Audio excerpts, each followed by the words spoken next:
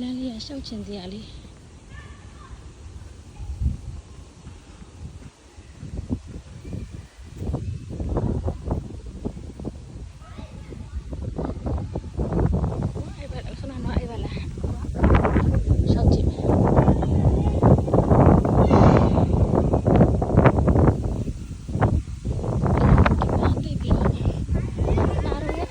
တိတ်မကြောက်ရဘူးဆိုတော့လေသွားလို့ရတယ်လမ်းကလေးတွေရှင်ရှောက်လို့ရတယ်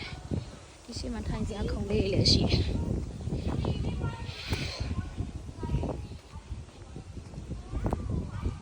ိုဘက်ဘတ်စကားဂိတ်ဘက်လမ်းဘက်ထွက်တဲ့အထီဆောက်ထားမယ်လို့ထင်တယ်မဟုတ်ဘူးဟုတ်တယ်ဟိုဘက်ထိဆက်သွားလို့ရတယ်ဆိုမသွားတော့ဘူးပေါ့နော်